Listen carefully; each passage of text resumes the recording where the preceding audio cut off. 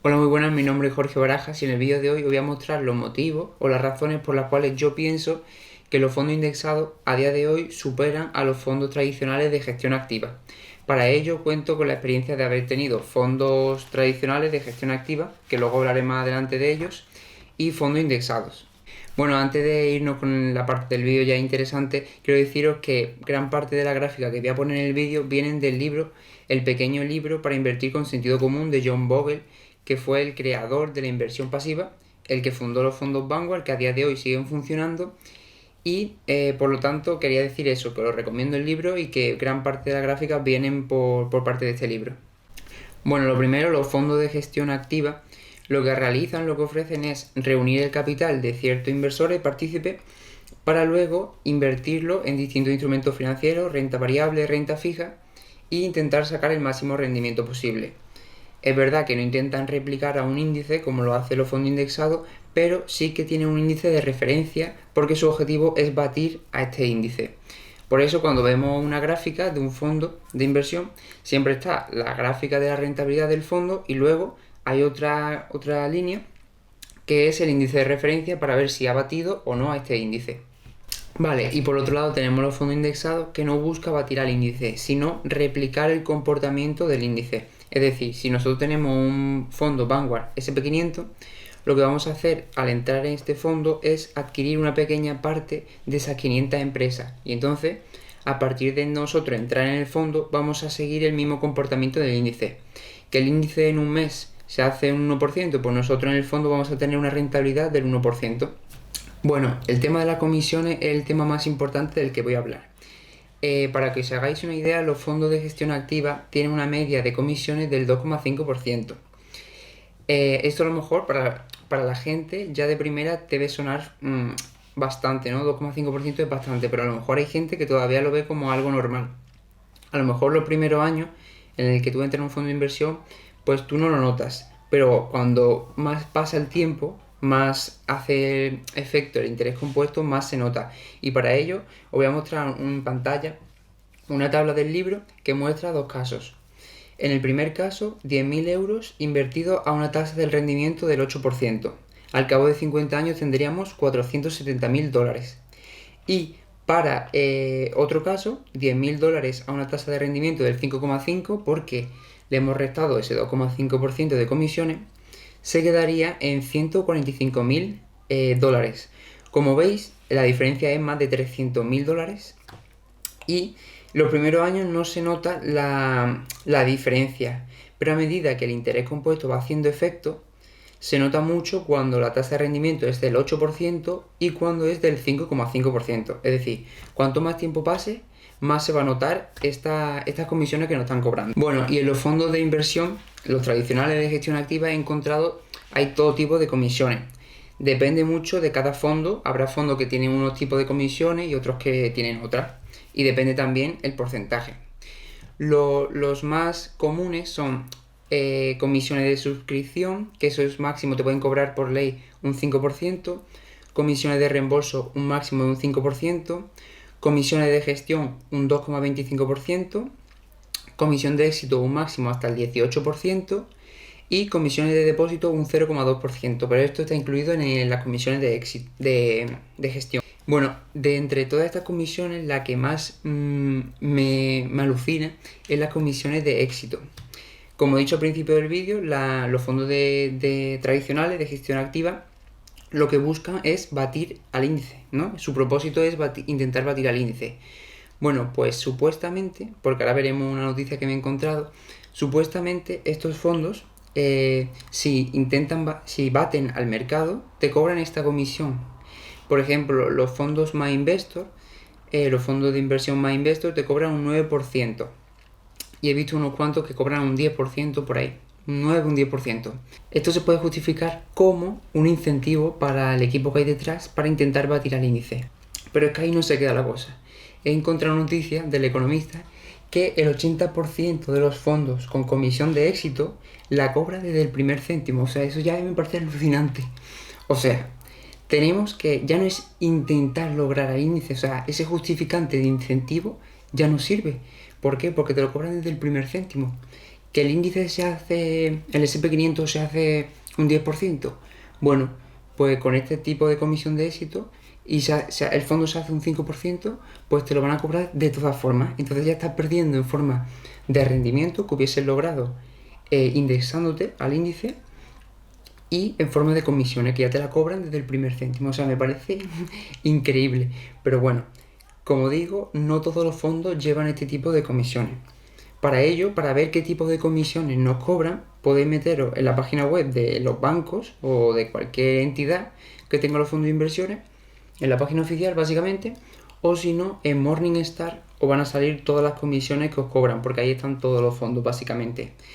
Yo, de los dos fondos que tuve, el del BMVA, porque la mayoría son fondos de inversiones bancarios, la mayoría, tenía dos, la Quality Mejores Ideas y Quality Inversión Decidida. En ambos me cobraba una comisión de gestión, que os dejaré en pantalla, del 2,41%. Y como veis, la comisión es muy parecida a la que dice el autor en el libro, John Bogle, del 2,5%. O sea, ronda esas comisiones. Y por suerte aquí no tuve comisiones de suscripción, ni de reembolso, ni nada. Solo esto, pero vamos, un 2,41% es bastante ya. Eso por un lado. Otra parte de comisiones viene dada por la rotación en cartera. En la época de Benjamin Graham, que es a mediados del siglo XX, la rotación en cartera estaba en un 15% y esa rotación ha ido aumentando hasta más del 100%, según el libro. Yo, en mis dos fondos que tuve, el índice de rotación en uno de ellos era el 0,85% y en el otro fue de un 2,20%. O sea, en el primero 0,85 ya es alto, pero es que el otro 2,20% quiere decir que en un año rota la cartera más de 2 veces. Esto viene bien para oportunidades como caída en la bolsa de marzo que hubo. Entonces este fondo aprovecha esas oportunidades y puede sacar grandes rentabilidades.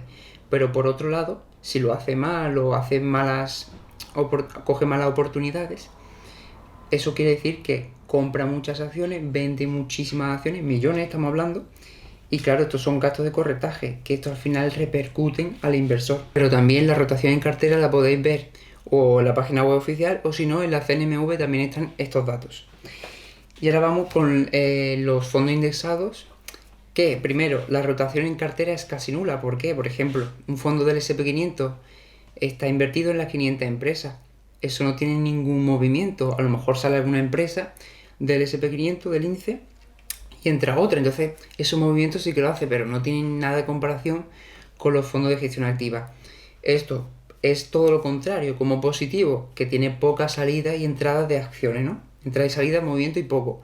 Pero como malo, las oportunidades no son ninguna, por así decirlo. Porque, por ejemplo, que Visa cae un 90%, vale, pero el fondo de indexado cae un 30%.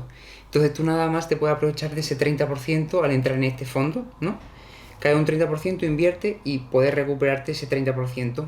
Pero ese 90% de Visa tú no lo puedes coger. ¿Por qué? Porque tú tienes la media de esas 500 empresas.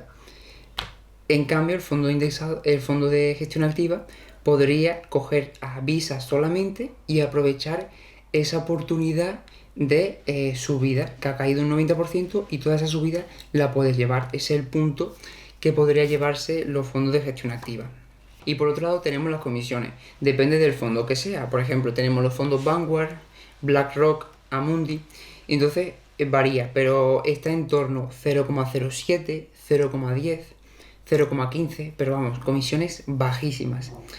Yo, por ejemplo, tengo, no estoy patrocinado ni nada, pero tengo fondos Vanguard de Emma Investor. Ellos no te cobran ningún gasto de custodia ni nada por ahora, porque lo que quieren hacer es captar clientes y entonces ahora mismo no te cobran comisiones. La única comisión que te cobran es la que te indica el propio fondo, el fondo Vanguard, que me cobra un 0,10%. Yo ahora mismo nada más pago un 0,10% por tener fondos indexados. Y quiero mostraros otra tabla para ver las comisiones, el daño que hacen a nuestro rendimiento. Para ello voy a mostrar una tabla en el cual tenemos dos casos. Como antes, $10.000 invertidos y otros $10.000 invertidos. en un periodo de 25 años, 1980 a 2005, en el cual el fondo indexado logra $170.000 de 179.000 posibles. Es decir, se queda a $9.000 de esa rentabilidad bruta. Entonces, como vemos, aunque tenga unas comisiones, en este caso, que no lo he dicho, unas comisiones del 0,2%, a 25 años ese 0,20% de comisiones se queda a $9.000, que no es poca cosa, son $9.000. De todas formas, es un rendimiento brutal. O sea, no estoy diciendo que sea malo, son un 0,20% de comisiones, pero a 25 años eso se convierte en $9.000, para que lo sepáis. Y por otro lado, tenemos el caso del fondo tradicional que consigue $98.000, o sea, una diferencia de $80.000 de la rentabilidad bruta. Para que nos hagamos una idea, con unas comisiones del 2,5%, el resultado que tendríamos. Bueno, y ahora voy con más comparaciones, ¿no? En este caso, en el libro hacen un estudio de los fondos de inversión. En este caso, desde 1970 a 2005, 35 años de diferencia. Entonces, al iniciar 1970, hay 355 fondos de inversión de gestión activa, ¿no? Y al cabo de 35 años, hay 223 fondos que ya no existen, ¿no? No son supervivientes. Luego tenemos a 60 perdedores, de los que han sobrevivido 60 no han batido al índice, 48 empatan con el mercado y 24 han superado al índice. Entonces, como vemos, si queremos invertir a largo plazo en fondos de inversión, con este resultado vemos que, o a lo mejor tenemos que tener muy buena suerte para elegir a los indicados que vayan, ya no es a empatar el mercado, sino superarlo. Entonces, de esos 24 ganadores, que para mí son ganadores, pero para el autor del libro, John Bogle, él considera que si le han superado el índice por 1 o por 2 puntos porcentuales, no son claros ganadores, porque puede haber sido por habilidad o por suerte. Entonces, para John Bogle hay 9 solamente que ganan al mercado. Pues esos 9 fondos, solamente 3 han superado su expectativa. Es decir, desde que tuvieron el pico del fondo, al tener grandes rentabilidades, esto hizo que muchos inversores, al ver estas rentabilidades, entren en el fondo. Y al tener mucha cantidad de activos en el fondo, las rentabilidades son mejores. Aquí vemos como Warren Buffett dice: una cartera abultada es el enemigo de las rentabilidades superiores. ¿Esto por qué pasa? Mira, esto pasa porque os voy a poner un ejemplo como lo dice Peter Lynch en su libro, y es que al principio, cuando empieza el fondo, por ejemplo, empieza con 100 millones, como pasó con Peter Lynch. O sea, Peter Lynch, voy a poner que unos 100 millones. Empieza con 100 millones y mete una cantidad en empresas pequeñas. Bueno, a lo mejor mete 5 millones en empresas pequeñas que tienen alto crecimiento. Entonces mete 5 millones y se hace una 10 budget. Conseguir una rentabilidad 10 veces superior a la invertida. Y esos 5 millones se convierten en 50.